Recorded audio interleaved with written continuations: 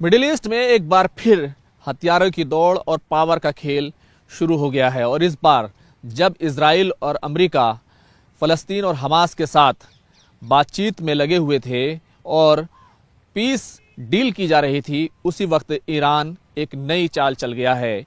Iran ने एक ऐसी चाल चली है जिससे इजराइल और अमेरिका के लिए बड़ी परेशानी पैदा हो गई है और ख़ास तौर से इजराइल की नींद जो है वो उड़ने वाली है। क्या है पूरी खबर, इस पूरी खबर पर बात करेंगे। मैं हूं खुर्रम शहजाद और आप देख रहे हैं न्यूज़ 18 का डिजिटल प्लेटफॉर्म और मेरे साथ हैं मेरे कैमरामैन चंदन पटवाल। एक तरफ अमेरिका और इजराइल हमास के साथ डील कर रहे थे और कोशिश कर रहे थे कि हमास हथियार डाल दे, लेकिन दूसरी तरफ ईरान ने एक नया खेल रूस के साथ मिलकर खेल दिया। खबर यह है कि रूस के कई कार्गो प्लेन ईरान में लैंड हुए हैं और कई ऐसी सैटेलाइट तस्वीरें सामने आई हैं जिससे यह साफ है कि हैवी मशीनरी डिफेंस की जो हथियार हैं, जो लड़ाकू विमान हैं, उनको लेकर कुछ बड़ा जो है वो हो रहा है। और खबरें ये हैं कि रूस ने ईरान को S-400 अपना जो एयर डिफेंस सिस्टम है वो दे दिया है। हालांकि ये तमाम चीज़ें जो हैं वो इजराइल के लिए काफ़ी चिंताजनक हैं, क्योंकि इजराइल के पास अभी तक हाइपरसोनिक जो मिसाइल फतेह है ईरान की, उसका कोई जवाब नहीं था। और फतेह ने तल अवीव में, हाइफा में जिस तरीके से तबाही मचाई है वो दुनिया ने देखी है। जिस तरीके से अमेरिका और ईरान की जो डील हो रही थी, न्यूक्लियर डील पर बातचीत चल रही थी, 5 दौर की बातचीत होनी थी, लेकिन 3 दौर की बातचीत के बाद ही जून में 13 जून को इजराइल ने ईरान पर हमला बोल दिया था। न्यूक्लियर साइंटिस्ट मारे गए थे, उसके फौजी अफसर मारे गए थे। ये तमाम दुनिया ने देखा और 12 दिनों की जंग में ईरान पर, तेहरान पर बहुत ज़्यादा हमले हुए, यहाँ तक कि अमेरिका की एंट्री हुई और अमेरिका ने न्यूक्लियर साइट्स को निशाना बनाकर एक तरीके से ईरान के न्यूक्लियर प्रोग्राम को ख़त्म करने की कोशिश की थी। लेकिन ईरान ने एक तरफ S-400 हासिल करने की खबरें आ रही हैं कि S-400 मिल गया है और साथ ही साथ सुखोई 35 जो 4+4+ जनरेशन का फाइटर प्लेन है वो भी रूस से ईरान हासिल करने जा रहा है। और दरअसल रूस जो है वो ईरान के साथ पूरी दोस्ती निभा रहा है। अभी तो ये खबर है, लेकिन इससे पहले की जो पूरी ऑफिशियल खबर है, जिसकी पुष्टि पूरी दुनिया के सामने हो चुकी है कि जिस न्यूक्लियर प्रोग्राम के ऊपर इजराइल और अमेरिका परेशान थे, अब वही न्यूक्लियर डील जो है रशिया ने ईरान के साथ की है और उसके 8 एटमी रिएक्टर जो है वो रूस की मदद से तैयार किए जाने वाले हैं।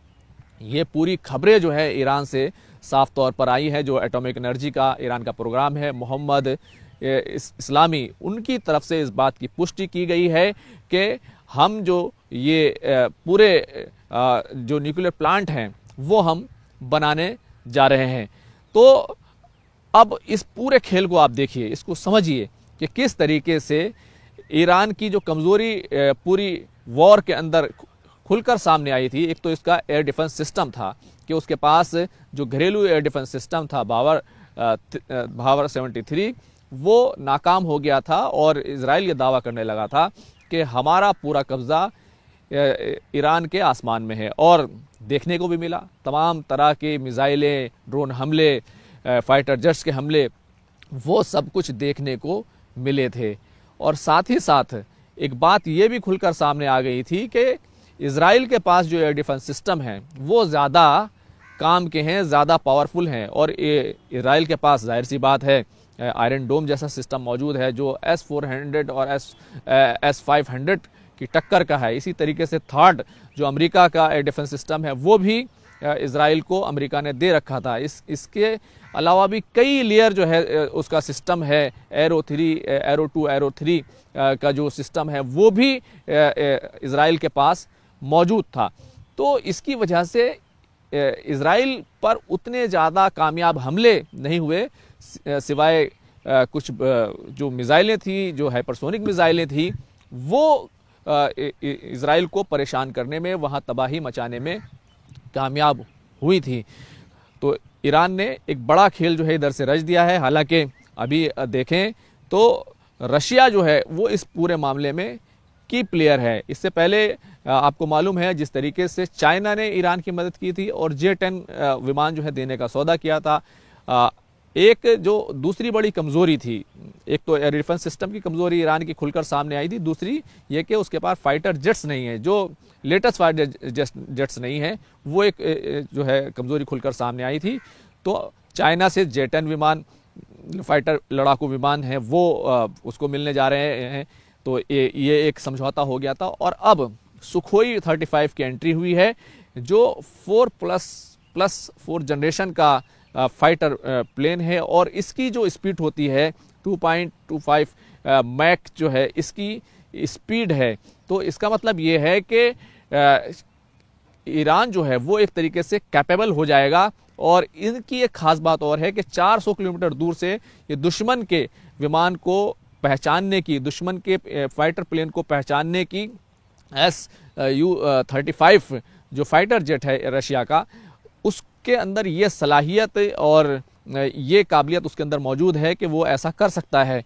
तो अब ताकत का जो कहना चाहिए कि पैमाना है, जो तवाजुन है, वो कहीं ना कहीं मिडिल ईस्ट में बिगड़ रहा है। इससे पहले आपने देखा जिस तरीके से सऊदी अरब ने इजराइल की तमाम कार्रवाइयों को देखते हुए, जिस तरीके से इजराइल ने कतर पर हमला किया था और कतर उसके बाद कुछ नहीं कर सका था, तो सऊदी अरब ने पाकिस्तान के साथ एक डील की कि अगर आप पर हमला होता है तो हम पर हमला माना जाएगा, और अगर पाकिस्तान पर हमला होता है तो सऊदी अरब पर हमला माना जाएगा। दोनों मिलकर इसकी एक डील हुई और सीधे तौर पर पाकिस्तान का जो एटमी न्यूक्लियर जो उसके हथियार हैं, एटमी हथियार हैं, वो कहीं ना कहीं किराए पर सऊदी अरब ने हासिल कर लिए। तो एक तरीके से इजराइल के लिए दिक्कत वहाँ पर पैदा हुई थी।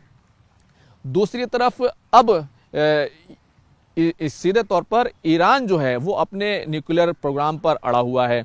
8 रिएक्टर बनाने जा रहा है। अमेरिका की तरफ से हाल ही में पेशकश की गई कि अमेरिका बातचीत के लिए ईरान से तैयार है, लेकिन अभी जो सीधे तौर पर जो बयान आया है ईरान का, उससे आपको पता चलेगा कि आखिर ईरान किस तरह की चालें चलने में खामोशी से अपने काम पर लगा हुआ था। ईरान के जो सुप्रीम लीडर हैं आयतुल्ला खामनेई, उनकी तरफ से एक बयान दिया गया है कि अगर अमेरिका इजराइल का इस तरीके से सपोर्ट करता रहेगा तो फिर उससे सहयोग, उससे कोऑपरेशन नहीं हो सकता, उसके साथ कोई डील नहीं हो सकती।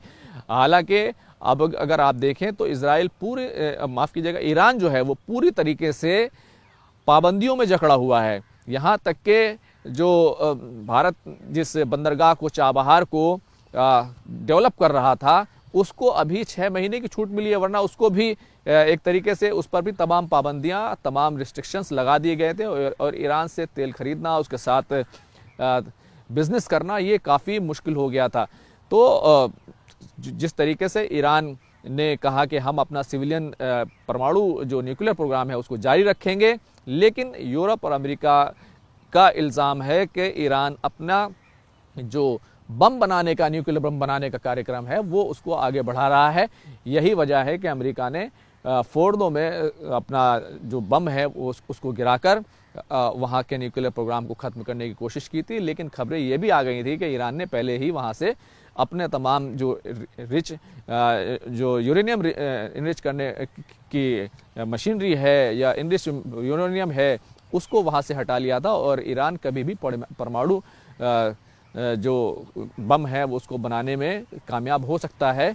क्योंकि अगर देखें तो खबरें इस तरह की आई थी जिसके बाद ये सब कुछ हुआ था कि ईरान ने अपना जो यूरेनियम है वो लगभग 60% तक इनरिच कर लिया है।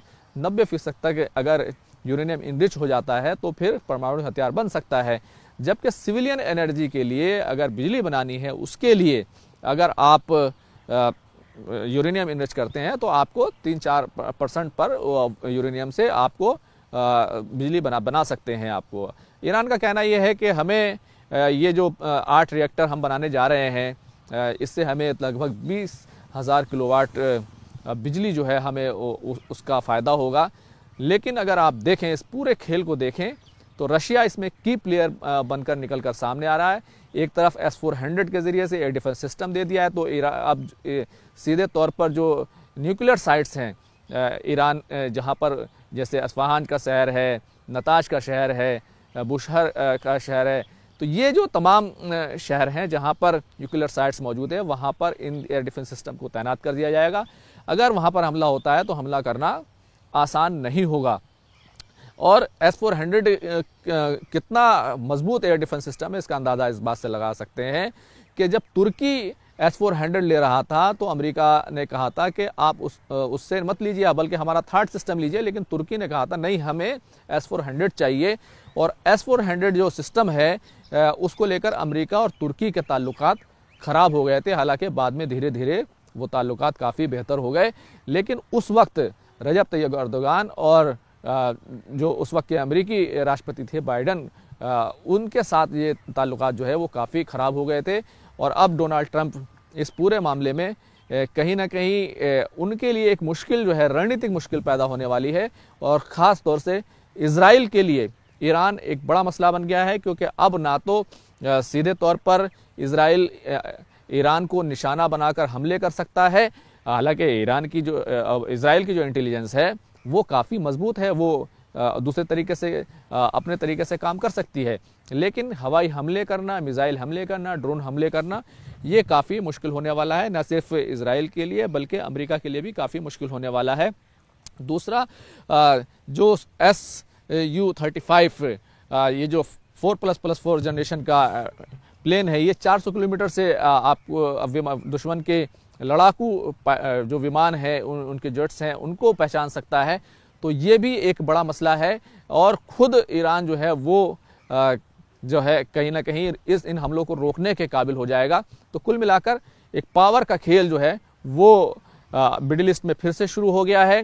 ईरान और रशिया इसमें की प्लेयर हैं, और मुश्किल जो है वो अब अमेरिका और इजराइल के लिए खड़ी हो गई है।